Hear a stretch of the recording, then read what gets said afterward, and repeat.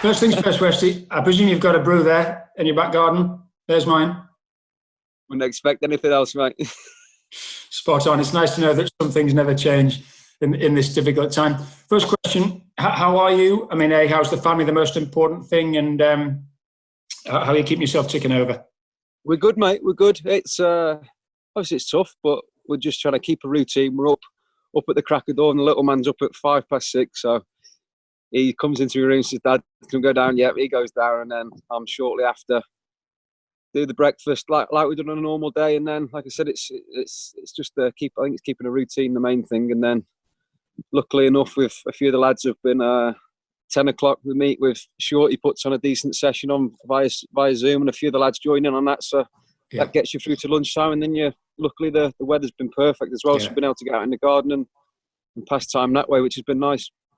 Just family first. I know you've got little ones, Wesley, so a bit of homeschooling as well. Not easy, obviously, when you're trying to keep youngsters entertained and try and keep them up to speed with school when they're tough for them to understand what's going on, I suppose.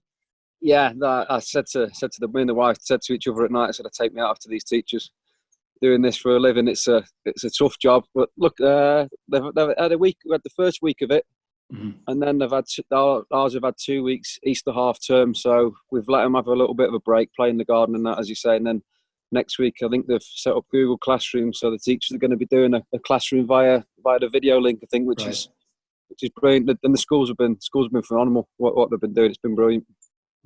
Talking of the garden, I know it's a passion of yours. I imagine it's immaculate at the minute, is it? It's you've just interrupted me. I just had to turn my sprinkler off. I've been watering the grass at the bottom down there, so but no, it was looking a bit bare over the winter. We had a tough downfall of rain, but it's coming back now. It's coming back. Excellent. I've had some plants delivered, so I'm going to be stuck in the garden this weekend, but it's nice to have a distraction. Make sure you get some compost, mate. Yeah, the two bags came. Yeah, that was my exercise for the day, carrying those through. But on the work thing, I know that there's been stuff linking in with the club. It's interesting you say that you sort of meet up online, as it were, and do a bit together. Does that help?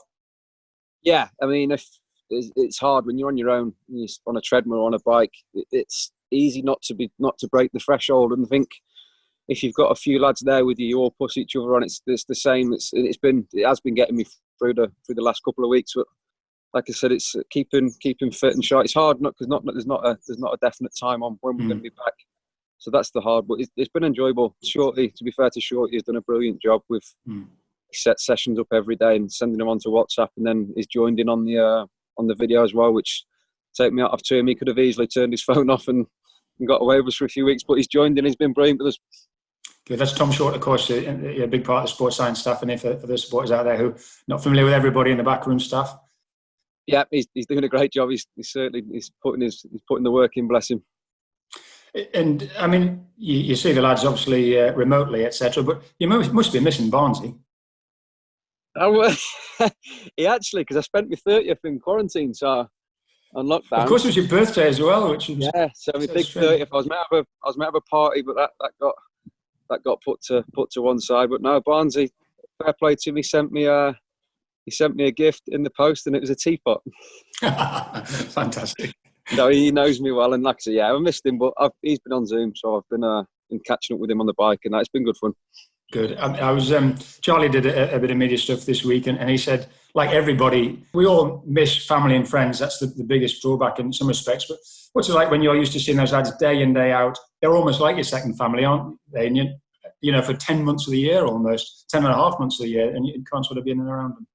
You see them more than your family at times. Like over Christmas and that, you're spending every day with each other. And like I said, you do actually miss them because they're a great set of lads. Like in the summer, summer's not long. You go away, and this is out of the norm. But like I said, going back to that, the main thing is we're keeping indoors and keeping safe. Everyone's doing the right thing, and hopefully we'll come through it as a better nation.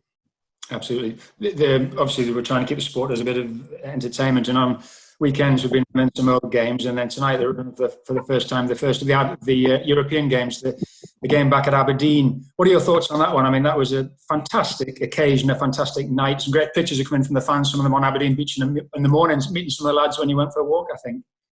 Yeah, it was special. I mean, we won a like the run we went on, we were all talking about we want to do it again, and we actually thought the home game against Olympiacos we should have got through and gone further, but it wasn't meant to be. But the atmosphere at Aberdeen was incredible. It was something else, and like I said, to be a part of that and to be a part of it for Burnley, it was incredible, and it was a big achievement for the club. And who knows, we might be there soon again. Well, you're not a million miles away. As you say, that Olympiacos, you did everything but win that game. Was that the one, I won't say regret in your career because things happen, but that could have been one of the famous nights at Turf Moor, couldn't it? You did everything but win the game.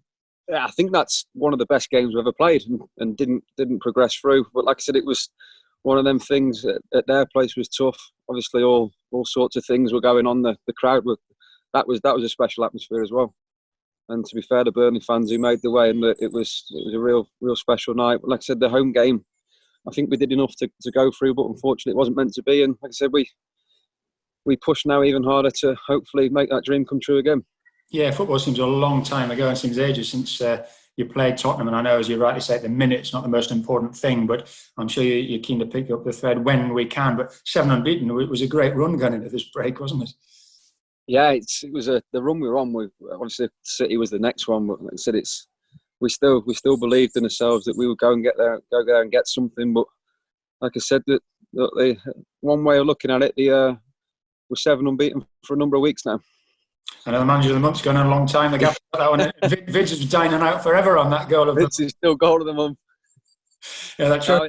You've got to take the positives, Pete. You've got to look at the positives and stay on the bright side of life, and that's what we're trying to do. I think that's what everyone's trying to do, and hopefully it's not far away.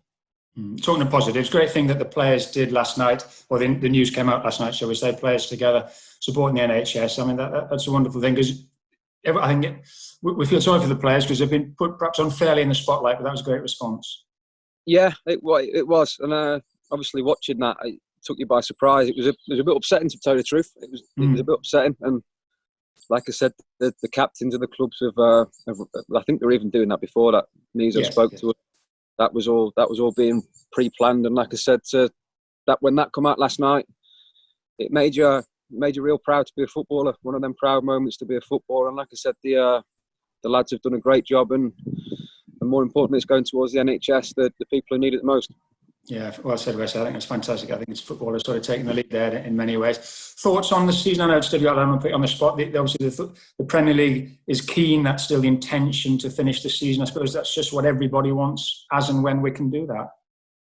Yeah, I mean, who knows when? But like I said, I think it's got to be finished.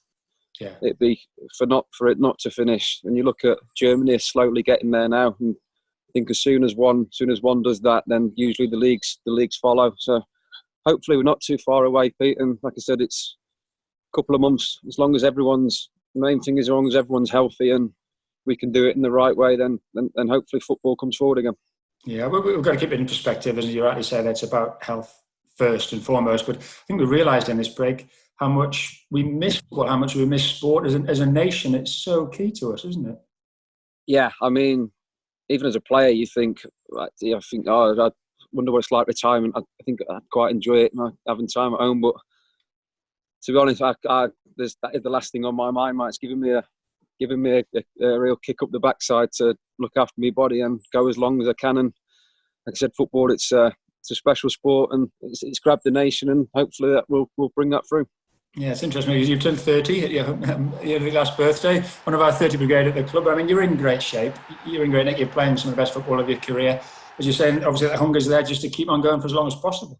Yeah, I mean, it is there, and this is the best shape I've been in, and the work I've been doing recently. I've even surprised myself on the treadmill. Didn't think that was possible, but like I said, I'm in a great shape, and the last 2 years I've really enjoyed my football, and I think that's shown on the pitch and off the pitch. It's a great set, a great environment. It's just a great place to be, and long may that continue. So we'll catch up with you, West. Is the next question, what's for tea tonight? So difficult. We've all got to make proper teas every night of the week, and she did say that the wife deals with that, Pete. Does she? I just wash up, mate. Good for you. I know you're making a contribution. Good for you. You've been out in the garden and you're washing up. That's the main thing. She had me putting a house sign up this morning on the gates. Madness, mate. I've not stopped for 2 weeks. Just lastly, it's fantastic to catch up with you. What one important and serious point? We're coming up to Easter weekend. It's going to be nice out there. But we've got to toe the line, haven't we? People have got to stay in, because the quicker we can get through it, the quicker we can get back to playing football. Yeah, that's how it gives. Obviously, it gives a nice weekend, and like I said, I'll be staying in. I'm sure all the other lads across the nation will be staying in. It's up for the fans. Hopefully everyone listens now to what's been said on TV and they stay in. And like I said, that's the one that pushes the what Boris has been on about, pushing the curve back down towards what it should be, looking after the NHS, and then hopefully we can get back to playing football and normal lives. Yeah, that might be behind closed doors. We don't know. But have you allowed yourself to think about that first roar when that first ball is kicked back in a full stadium, whenever that might be? I think that's going to be some moment at every ground in the country. Yeah, I mean, I think that could be next season now, to be honest with you. It could well be. In a few months. But like I said, when it does happen, it will be a special feeling. And to be part of this history is something you can really tell your grandkids about. And like I said, we've actually done a time capsule in the bottom of the garden. So wow! To look back on, an awful time, but something that we're going to come through hopefully together, you say, and maybe realise what's important in life and really grasp the good things when they come back to us, I suppose. Yeah, absolutely. I mean, obviously it's the clap on the Thursdays has been that really gets you as well. We've got a few ex-doctors next door, and that we've been doing the shopping for them, and I think it's brought the whole community together, and it's like that's the thing. One way of looking at it, it's brought, I think, as a nation together, and that'll carry us through this pandemic, and we'll come out the other side shining bright. Lovely to chat with you, Westy. We can't wait to see you in the real flesh, as it were, back down at Barnfield and back at Turf Moor. But really appreciate that, and I know the supporters will be delighted to hear from you. Thanks very much. Bless you. Cheers, Pete. Hello, Clarets fans. Phil Bird here. Make sure you subscribe to Burnley's official YouTube channel and turn on notifications. Otherwise, you might miss moments like this. Oh, what a goal! And one was there to finish it. We hope you enjoyed the video, and we look forward to seeing you at the next one. Up the Clarets.